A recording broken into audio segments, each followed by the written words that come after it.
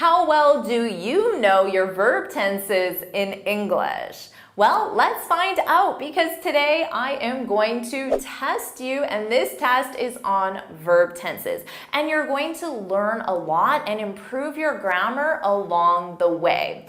Welcome back to JForrest English. Of course, I'm Jennifer. Now let's get started. So here's how this lesson will work. I'll show you a question and there'll be a blank, and you have to decide which option, which verb tense best completes the sentence. Now, I'll only show the question for a few seconds, so hit pause, take as much time as you need, and when you're ready, hit play and I'll share the correct answer and I'll explain why that answer is correct. My flight at 9 a.m. tomorrow. And the answer is, my flight leaves at 9 a.m. tomorrow. Now both be and see are future verbs. And we need a future verb because we have the keyword tomorrow. So I know we're in the future. But we use the present simple in the future on one specific occasion, and that's with timetable events, with scheduled events. So transportation runs on a schedule. You get a ticket and it tells you the time. We can consider that a scheduled event. If you're going to a party, a wedding, a meeting in the future, and there's a scheduled event, you can simply say, my meeting starts at 2 o'clock next Tuesday. Question 2. She, 2 books so far this year. And the answer is, she has written 2 books so far this year. Your keyword here is this year. This year is still in progress. If it were complete, I'd say last year. She's written 2 books so far this year. So which verb tense am I using? The present perfect. Has written. We use the present perfect for actions that started in the past but are still in progress. So the books she has written, those are complete. Those 2 books are sitting on her shelf. But it's possible for her to write more books because the year is still in progress. The present perfect. Number 3, your eyes are red and puffy. And the answer is, have you been crying? Have you been crying? The verb tense here is the present perfect continuous. We need a continuous verb in this context because the focus is on the action. The focus is not on the result. The focus is on the action of crying. I want to emphasize the action. Crying. Have you cried? The present perfect? That sounds awkward because there's no focus on the action. Question 4, if I'd quit. And the answer is, if I were you. Now having I and were side by side may sound unnatural to you because the past form of the verb to be with the subject I is was, of course, right? I was tired.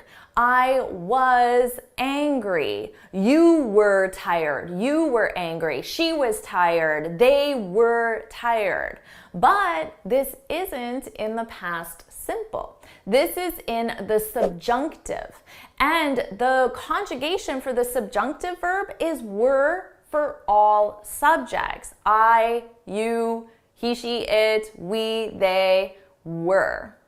Now, why does this question need the subjunctive? Because it's hypothetical. I'm not you. That's a hypothetical situation. If I were you, but I'm not you, I'm me, right? If I were younger, if I were older, if I were taller, if I were shorter, those are all hypothetical situations. Number 5, Dave, at the bank since 2009. And the answer is, Dave has been working at the bank since 2009. Now, we're using the present perfect continuous because the action started in the past and continues until now. When did Dave start working at the bank? Dave started working at the bank in 2009. Where does Dave work now, today? At the bank, right? So action that started in the past and continues until now. Question 6, Carmen has a hair appointment tomorrow. Carmen, her hair cut tomorrow. And the answer is, Carmen is getting her hair cut tomorrow. Now, the first sentence is just to provide context, so you know there's a scheduled event. And that's important because we use the present continuous, not the future simple. We use the present continuous when we're talking about a scheduled event in the future. Let's say I have a plane ticket to go to Australia in 5 years. Even though it's 5 years, a long time away, it's still a scheduled event. So I would say I'm going, present continuous, I'm going to Australia in 5 years because it's a scheduled event. Question 7, Samuel to Paris at least 5 times. And the answer is, Samuel has gone to Paris at least 5 times. Now, there's no indication of time in this example. There's no past reference, last year, last month, and there's no future reference either. So I know we're just talking about in general. And we use the present perfect, has gone. We use the present perfect to talk about life experience, the things we have done or haven't done in our life. And the reason is because our life is unfinished. Our life is in progress. It started in the past and it continues until now. So while we're alive and still living, we use the present perfect to talk about our life experience. Question 8, I think Sarah, a promotion next year. And the answer is, I think Sarah will get a promotion next year. So my keyword here is next year, so I know I'm in the future. And notice the other keyword, I think. I think. We use the future simple to make predictions about the future. I think, Sarah. I don't know this 100%. It's a prediction. I think Sarah will get a promotion next year. Number 9, the client, by the time I checked my messages. The client had called by the time I checked my messages. This is the past perfect. The past perfect is used to talk about a past action, a completed past action that takes place before another past action.